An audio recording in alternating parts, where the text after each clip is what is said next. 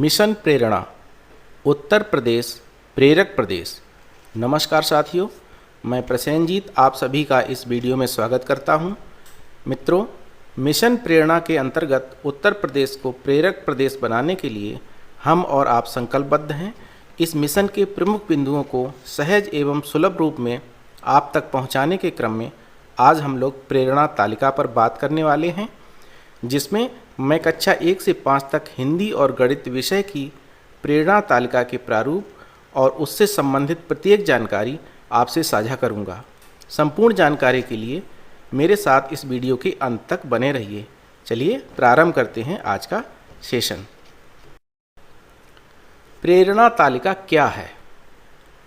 यह कक्षों की दीवारों पर प्रदर्शित की जाने वाली ऐसी तालिका है जिस पर प्रेरणा सूची में हिंदी व गणित विषय हेतु वर्णित अपेक्षित दक्षताओं के सापेक्ष सभी बच्चों की वास्तविक प्रगति का अंकन किया जाएगा। इसे फ्लैक्स या चार्ट पेपर पर प्रदर्शित किया जा सकता है। आइए इसका नमूना देखकर इसकी बेहतर समझ बनाते हैं। यह आपके समक्ष कक्षा 1 हिंदी विषय की प्रेरणा तालिका का नमूना प्रदर्शित है। यह प्रारूप बेसिक शिक्षा विभाग द्वारा निर्गत किया गया है।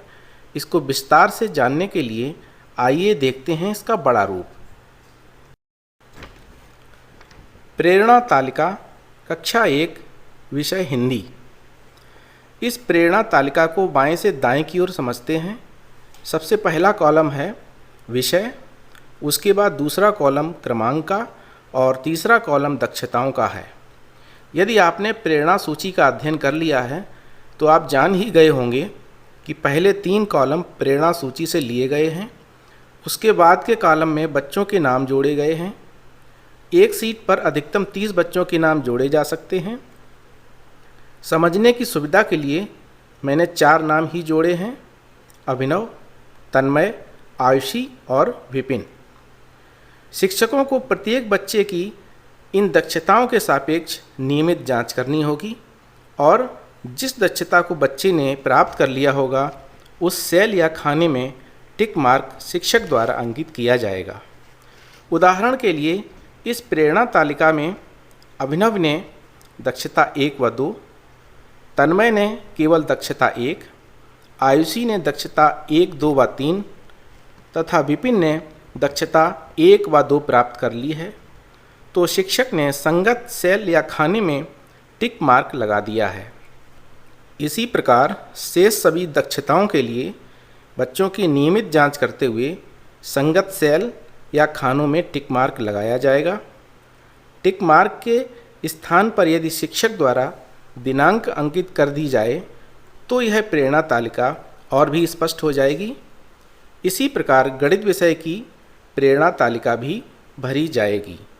जैसा कि मैं पहले भी बता चुका हूँ कि प्रत्येक कक्षा में 2 प्रेरणा तालिकाएं भरी जाएंगी, पहली हिंदी विषय की और दूसरी गणित विषय की। आइए जानते हैं कि प्रेरणा तालिका से क्या लाभ हैं। पहला लाभ यह है कि अधिक छात्र संख्या होने पर शिक्षकों को अपनी कक्षा के प्रत्येक बच्चे के स्तर का ज्ञान होगा।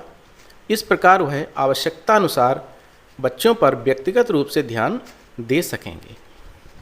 दूसरा लाभ यह है कि निरीक्षणकर्ता या विजिटर कक्षा में आने पर किसी भी बच्चे की प्रगति स्वयं देख सकेंगे। इस प्रकार विद्यालय के अन्य क्रियाकलापों में व्यवधान नहीं पड़ेगा। तीसरा लाभ यह है कि शिक्षक स्वयं का मूल्यांकन कर सकते हैं। तदनुसार शिक्षकों को अपनी अगली कार्य योजना बनाने में प्रेरणा तालिका से सहायता मिलेगी। प्रेरणा सूची और प्रेरणा तालिका में अंतर।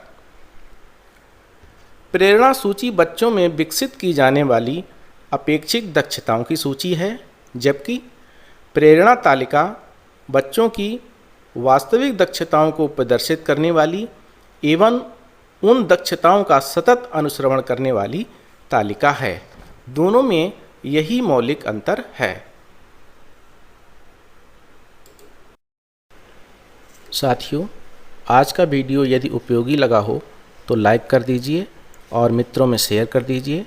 अपने मूल्यवान विचारों से कमेंट सेक्शन में अवश्य अवगत कराएं।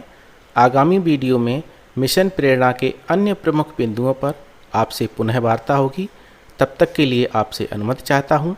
जय हिंद।